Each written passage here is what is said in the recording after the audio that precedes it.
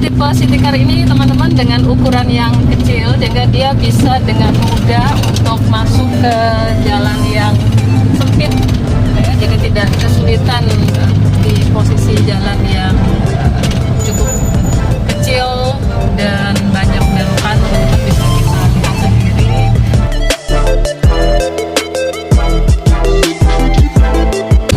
Dengan ukuran badan yang kecil maka bisa nyaman saja gitu untuk berkendara tanpa kita perlu repot teman-teman.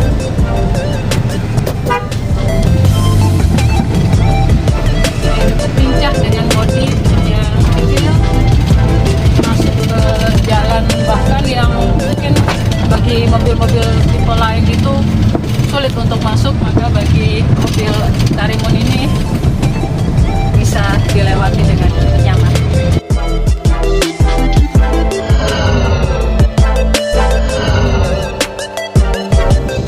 Selamat jumpa kembali teman-teman dari Asa Channel dengan saya Nancy. Kali ini saya akan membahas mobil city car dengan tipe Karimun, ya, Karimun R. Bentuknya mungil teman-teman, kecil, sehingga dia punya kelebihan itu bisa masuk di jalan yang kecil.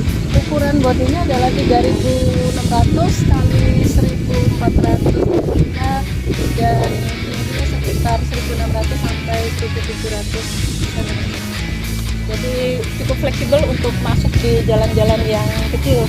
Kemudian pada sisi depan teman-teman, sisi depan sudah dilengkapi dengan wiper, ya cukup besar ya, nyaman untuk membersihkan nanti. Jadi ketika di area hujan itu sudah cukup mengcover untuk ini bagi pengendara, bagi drivernya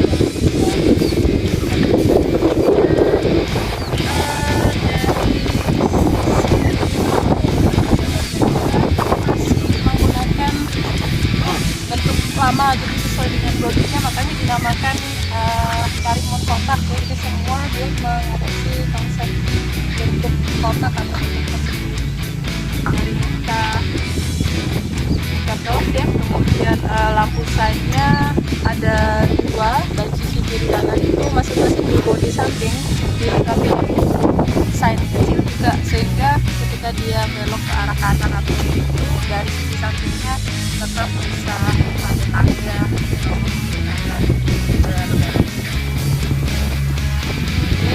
Ini ada di sampingnya, kita teman-teman ya, kaca spion bentuknya mil, sesuai dengan saya bilang tadi, konsepnya kotak, dia berbentuk kotak juga, cuman sedikit kelemahannya mungkin kurang lebar, sehingga dia tidak bisa melihat ke arah belakang, itu tidak terlalu banyak space yang bisa dia tangkap dari kaca spion.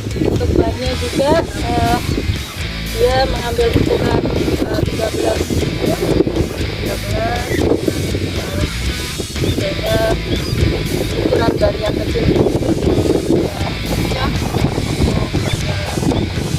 berbagai medan mungkin di daerah kota, konsepnya adalah konsep city car. Untuk pengisian bahan bakarnya teman-teman, ini berada di sisi kiri ya, sebelah kiri, dan bisa dibuka dari dalam. Nanti panelnya akan saya tunjukkan bagaimana membuka dari dalam. Kita lihat sisi belakang sekarang, bagian belakang teman-teman. Biasa lampu di kanan masih dalam bentuk ya sesuai dengan konsepnya daripada mobil di zaman ini. Kemudian pada bagian atas teman-teman, mari kita lihat pada bagian atas. Di sini mobil city car ini sudah dilengkapi dengan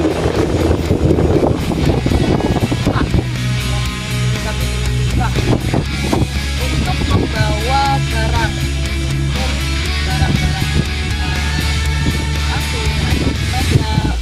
atau barang lainnya yang bisa kita letakkan di bagian atas, sehingga pada sisi dalam ini kita bisa isi dengan barang-barang yang lainnya. Untuk kapasitas penumpang, ini city car ini adalah berisi 5 penumpang ya. dua baris shift, dua di bagian depan dan tiga di sisi belakang. Mari kita lihat bagian dalam. Untuk bagian dalam teman-teman sudah dilengkapi dengan power window, tetapi hanya di kedua bagian pintu depan saja. Sedangkan pada bagian belakang, mari kita lihat, itu masih secara manual menggunakan putaran handle seperti ini. Sedangkan untuk penguncian pintu itu semua masih bersifat manual, teman-teman, jadi mengunci pintu kaca. Sedangkan untuk kemudi itu sudah power steering. Pada zaman ini dilengkapi juga ada dua panel standar ya. Di sisi kanan ini adalah untuk pengaturan lampu, baik lampu kota atau lampu kecil begitu ya. Sedangkan di sebelah kiri ini adalah untuk pengaturan wiper, di mana wiper atau pembersih kaca ini hanya di bagian depan saja. Dan ya, untuk membuka kap mesin, teman-teman, membuka kap mesin ini adalah berada di sisi kanan. Jadi cara membukanya kita hanya tinggal ditarik dulu saja, maka pada sisi kap mesin akan terbuka. Untuk bagian dalam, teman-teman, ini ada dua tombol ya. Yang satu ini adalah tombol biasanya dipakai untuk pagi hari pada saat kita menyalakan mobil pertama kali. Ini adalah bisa kita tarik, begitu adalah untuk supaya mesin ini bisa lebih cepat pemanasan. Sedangkan tombol emergensinya, teman-teman, berada di tengah kiri dari belakang sini. Jadi kalau ini ditekan, dua lampu sen ini akan menyala. Itu biasanya dipakai kalau kondisi darurat, mungkin di tengah jalan, untuk memberikan tanda bagi pengendara. Dan selain itu, bagian panel tengah ini ada dua laci, satu laci kecil yang berada di tengah, kemudian satu lagi yang agak besar. Jadi bisa kita naruh barang-barang atau mungkin ya, hal yang lain yang bisa kita letakkan di laci. Dan juga sudah dilengkapi tempat tisu. Cukup lega gitu ya, jadi kita bisa naruh tisu. Dan sudah ada juga untuk jam mobil ya, yang bisa memberikan info waktu kepada kita. Dan juga teman-teman, ini saya yang lupa, ini adalah di bagian tengah. Di sini ada dua tempat untuk kita naruh minuman. Jadi kita bisa meletakkan botol di dua area. Dan pada mobil ini untuk pengisian bahan bakar, pintu pengisian bahan bakarnya sudah secara otomatis, di mana panelnya itu ada di tengah, jadi antara jok supir dan panel membuka pengisian bahan bakarnya berada di sisi tengah, jadi di bawah handrem, dan di antara ini panel untuk pengoperan penggantian transmisi. Untuk mobil ini mempunyai nilai transmisi secara manual.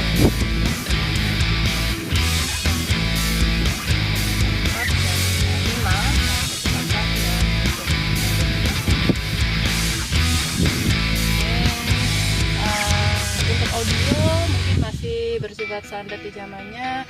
Panel pengaturan AC ada di sisi tengah. Kemudian ini adalah untuk dalam, teman-teman, ini masih standar powernya dengan yang standar, jadi kursi bisa kita lipat pada sisi depan. Lipatnya cuma memang tidak maksimal untuk sekian. Baik untuk keempat kursi juga ya, baik dari sisi drivernya dan di kursi bagian belakang ini juga bisa kita lipat, teman-teman.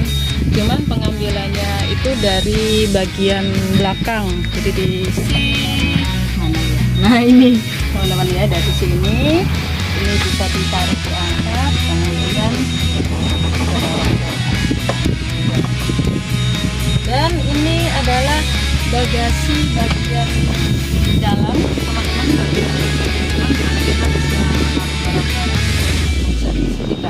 Dan di bagian dalamnya itu berisi adalah tempat ban dalam dan berbagai peralatan penggantian ban gitu ya, bongkar serta beberapa mungkin peralatan lainnya yang dibutuhkan pada saat kita itu berkendara yang wajib dibawa. Untuk bagasi bagian belakang, teman-teman, ini sudah menggunakan sistem hidrolik ya, jadi yang ya, mampu untuk menahan tumpukannya dan cukup nyaman juga ketika kita meletakkan barang tidak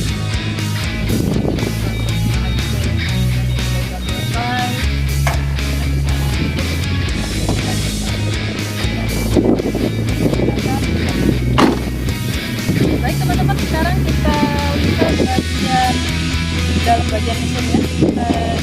Banyak setelah panel tadi yang ada di dalam, sekarang kita buka, ini tekan geser ke arah kiri, kemudian diangkat kap mesinnya dan penguncinya. Jadi ini dikaitkan pada bagian sini untuk menjaga keamanan supaya kap mesin tidak tertutup sendiri.